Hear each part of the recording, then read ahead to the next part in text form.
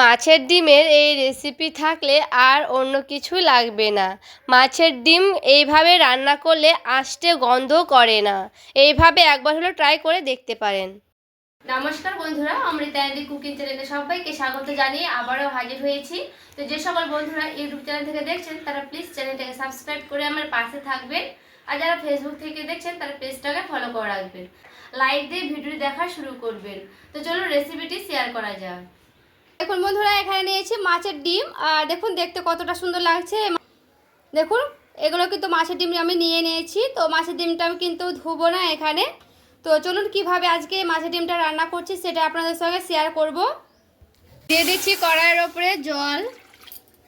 এরপর দেখুন জলটা আমার খুব ভালো করে যখন গরম হয়ে যাবে এরপরে দিয়ে দিচ্ছি সে মাছের ডিমগুলো। তো এখানে আমি মাছের ডিমগুলো কিন্তু দিয়ে দিলাম খুব ভালো করে। এখানে দেখুন মাছের ডিমটা খুব ভালো করে কিন্তু ফুটতে লেগেছে বন্ধুরা। এভাবে কিন্তু খুব ভালো করে ফুটিয়ে নিতে হবে।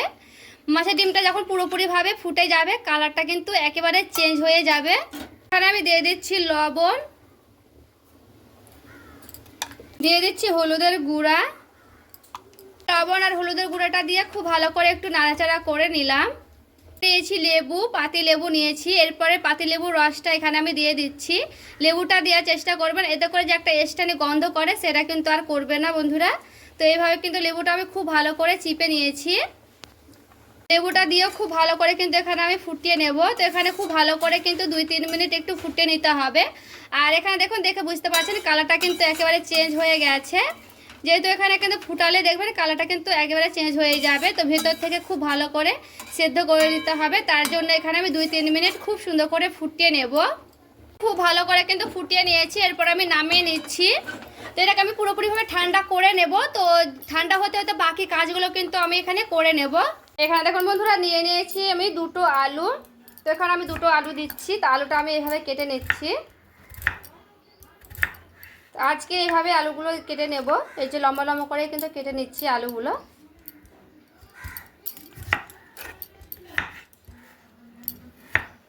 তো এইভাবে কিন্তু আমি 2টোই আলু কেটে নেব। তো এখানে দেখুন 2টোই আলু কিন্তু আমার খুব ভালো করে কাটানো হয়ে গেছে। তো আলুটাকে আমি খুব ভালো করে কিন্তু ধুয়ে নেব। কড়াই কিন্তু বসে নিয়েছি। কড়াই দিয়ে দিচ্ছি সরিষার তেল। দেখুন কড়াই কিন্তু তেলটা গরম হয়ে গেছে। এরপরে ধুয়ে রাখা আলুগুলো আমি দিয়ে দিচ্ছি।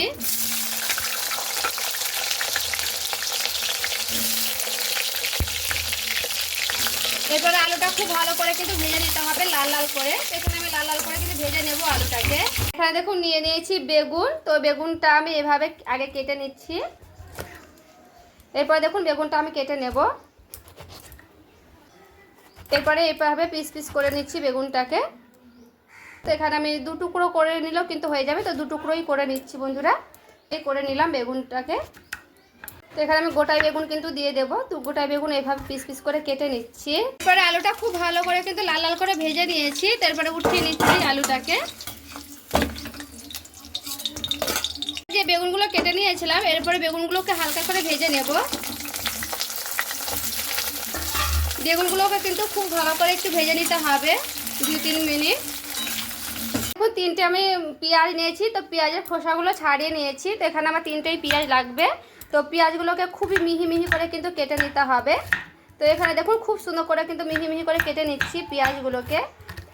যত মিহি করে কিন্তু কাটবেন পেঁয়াজটা তত কিন্তু মিহি করে এখানে কেটে নেবেন পেঁয়াজটা। তো খুব ভালো করে কিন্তু মিহি করে করে আমি কেটে নিচ্ছি পেঁয়াজগুলোকে। তো সবগুলো পেঁয়াজ কিন্তু আমি এখানে কেটে নেব। তো এখানে দেখুন সবগুলো মানে 3টেই পেঁয়াজ আমি কেটে নিচ্ছি, তারপরে ফিরে আসছি। তো দেখুন সবগুলো পেঁয়াজ কিন্তু একেবারে মিহি মিহি করে কেটে নিয়েছি। আর দেখুন 2টো কাঁচা লঙ্কা নিয়েছি। তো কাঁচা কাঁচা লঙ্কা কিন্তু নিয়ে নিতে হবে এখানে। আর লঙ্কাটাকে খুবই মিহি মিহি করে কেটে নিচ্ছি। তো দেখুন এইভাবে কিন্তু মিহি মিহি করে কেটে নিলাম লঙ্কাগুলোকে। এখানে দেখুন বেগুনটাও খুব ভালো করে কিন্তু ভেজে নিয়েছি। তো এরপরে বেগুনটা আমি উঠিয়ে নিলাম। এখানে দেখুন একটা আমি মশলা রেডি করে নেবো। তো নিয়ে নিয়েছি আদা কয়টা টুকরো। এরপরে নিয়ে নিচ্ছি পাকা পাকাগুলো কাঁচা লঙ্কা। এখানে আমি নিয়ে নিচ্ছি কটা রসুন। নিয়ে নিচ্ছি সাদা গোটা জিরে। দিয়ে দিচ্ছি জল। তো জল দিয়ে খুব ভালো করে একটা মিহি পেস্ট করে নিচ্ছি, তারপরে ফিরে আসছি। দেখুন খুব সুন্দর করে কিন্তু মিহি পেস্ট করে নিয়েছি। তারপরে একটা বাটিতে আমি ঢেলে নিলাম খুব ভালো করে মশলাটা। কড়াই দিয়ে দিচ্ছি সরিষার তেল। ফোড়নের জন্য দিয়ে দিচ্ছি গোটা জিরে, পরে দিয়ে দিচ্ছি সেই মশলা কড়াটা। এরপরে মশলাটা দিয়ে খুব ভালো করে একটু এভাবে নাড়াচাড়া করে নিচ্ছি। মশলাটাতে খুব ভালো করে কিন্তু কষে নিতে হবে। দিয়ে দিচ্ছি কেটে রাখা পেঁয়াজ। এরপরে পেঁয়াজ আর মশলাটা খুব ভালো করে কিন্তু এখানে আমি কষে নেব। এখানে দেখুন দিয়ে দিচ্ছি পরিমাণ মতো লবণ। এরপর লবণটা দিয়ে খুব ভালো করে কিন্তু আমি এভাবে মশলার সঙ্গে পেঁয়াজটার সঙ্গে এভাবে মিশিয়ে নিয়েছি। তো এরপরে দিয়ে দিচ্ছি হলুদের গুঁড়া। পেঁয়াজ ভেজে তো অনেক রকম করে রান্না করেছেন, একবার কাঁচা মশলার উপরে কাঁচা পেঁয়াজ দিয়ে রান্না করে দেখছেন, খেতে কিন্তু দারুণ লাগে বন্ধুরা। এরপরে হলুদের গুঁড়োটা দিয়েও কিন্তু খুব ভালো করে নাড়াচাড়া করে নিচ্ছি। এখানে আমি দিয়ে দিচ্ছি কাশ্মীরি লঙ্কার গুঁড়া। এরপরে কাশ্মীরি লঙ্কার গুঁড়োটা দিয়েও খুব সুন্দর করে নাড়াচাড়া করে নেব।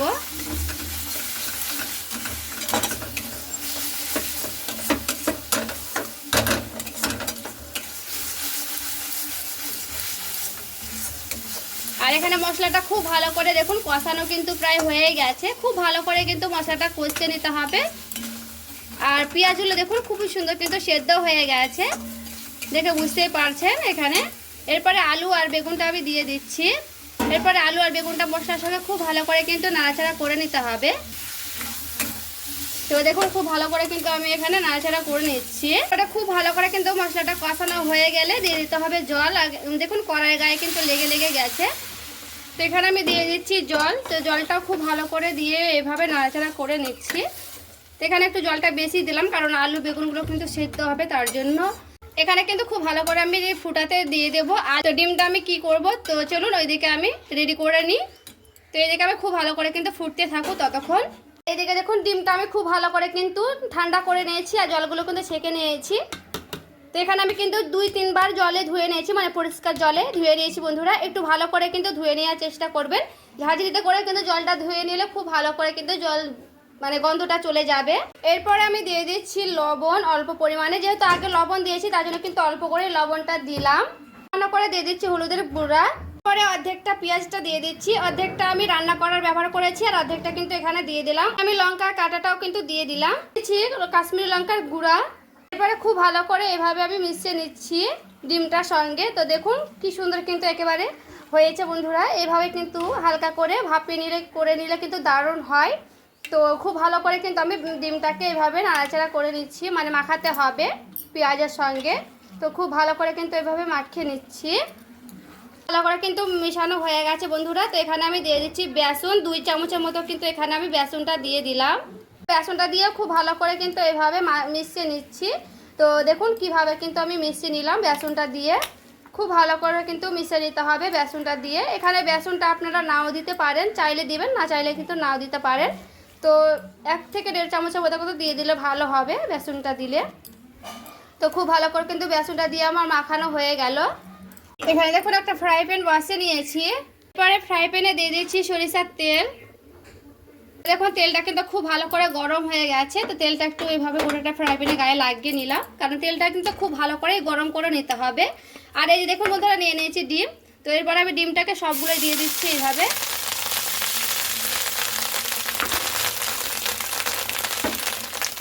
তো দেখুন এইভাবে কিন্তু খুব ভালো করে আমি দিয়ে দিচ্ছি।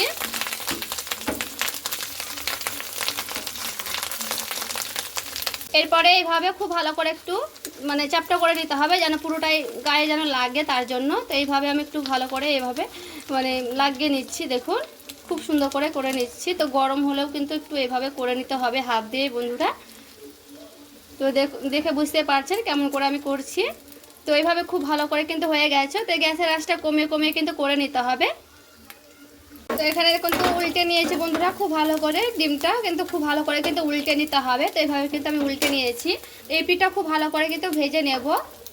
তো এখানে দেখুন বন্ধুরা খুব ভালো করে কিন্তু 2 পিঠটা করে নিয়েছি। তো এরপরে আমি এইভাবে একটু করে ভেঙে নেব, মানে পিস করে নিচ্ছি। তো দেখুন এইভাবে কিন্তু আমি পিস করে নেব খুব সুন্দর করে।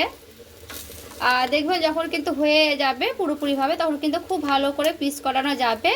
তো এই যে দেখুন খুব ভালো করে কিন্তু এইভাবে আমি খুন্তি দিয়ে কেটে নিচ্ছি। তো এইভাবে দেখুন ওইভাবে কিন্তু আমি পিস করে নিলাম। তো এই যে দেখুন গ্যাসের আঁচ কিন্তু অন করাই আছে বন্ধুরা। এখানে গ্যাসের আঁচ কিন্তু মানে হালকা হালকা করে দিয়ে রেখেছি। এদিকে আমার পুরোপুরিভাবে কিন্তু হয়েও যাবে, আর এইভাবে আমি পিস পিস করেও কেটেও নিলাম। তো এই যে দেখুন খুব ভালো করে কিন্তু কাটানোও হয়ে গেছে, আমি দেখাচ্ছি উঠিয়ে। তো দেখুন ছোট ছোট করে কিন্তু খুব ভালো করে উল্টানো যাচ্ছে। দেখুন আমি দেখুন ঢাকনাটা উঠিয়ে নিলাম। এরপর দেখুন খুব ভালো করে কিন্তু ফুটিয়ে নিয়েছি, আর আলুগুলো কিন্তু খুব ভালো করে সেদ্ধ হয়ে গেছে, আর বেগুনটা দেখুন কি সুন্দর সেদ্ধ হয়ে গেছে। তো পুরোপুরিভাবে কিন্তু এখানে সেদ্ধ হয়ে গেছে। এরপর আমি ডিমগুলো যে কেটে কেটে পিস পিস করে রেখেছিলাম এরপরে দিয়ে দিচ্ছি। সেইভাবে কিন্তু আমি দিয়ে দেবো সবগুলোই ডিম। আর দেখুন কি সুন্দর কিন্তু হয়েছে ডিমগুলো ভাজা। তো এইভাবে কিন্তু আমি সবগুলো দিয়ে দিচ্ছি বন্ধুরা। তো এখানে দেখো সবগুলো কিন্তু ডিম আমার দেওয়া হয়ে গেছে। তো হালকা করে এইভাবে একটু নাড়াচাড়া করে নিচ্ছি ডিমগুলোকে, ঝোলের মধ্যে একটু এইভাবে মানে ডুবিয়ে নেব। এরপরে 1 মিনিটের মতো পুরো একটু ফুটিয়েও নেব, ঝোলগুলো যেন ঢুকে যায় ডিমের মধ্যে। এইভাবে কিন্তু খুব ভালো করে দেখুন নাড়াচাড়া করে নিলাম হালকা করে। এটাকে দিয়ে দিচ্ছি গরম মশলা। এরপরে গরম মশলাটা দিয়ে হালকা করে এইভাবে একটু নাড়াচাড়া করে নিচ্ছি। আর এখানে দেখুন পুরোপুরিভাবে কিন্তু রেডি হয়ে গেছে বন্ধুরা। এরপর আমি নামিয়ে নিচ্ছি এই ডিমের রেসিপিটি। আর এই যে দেখুন বন্ধুরা রেডি করে নিয়ে চলে এসেছি মাছের ডিমের রেসিপিটি। দেখতে দেখুন কতটা লোভনীয় হয়েছে। এইভাবে কিন্তু একবার হলো বাড়িতে তৈরি করবেন বন্ধুরা, আলু বেগুন দিয়ে দারুণ লাগে খেতে মাছের ডিমের রেসিপিটি। তো আজকের এই রেসিপি কেমন লেগেছে অবশ্যই আমাকে কমেন্ট করে জানাতে ভুলবেন না। আর আজকের এই রেসিপি ভালো লেগে থাকলে লাইক কমেন্ট শেয়ার করে বন্ধুদের সঙ্গে দেখার সুযোগ করে দেবেন। তো সবাই ভালো থাকবেন, সুস্থ থাকবেন। দেখা হচ্ছে আরও একটি রেসিপির সঙ্গে।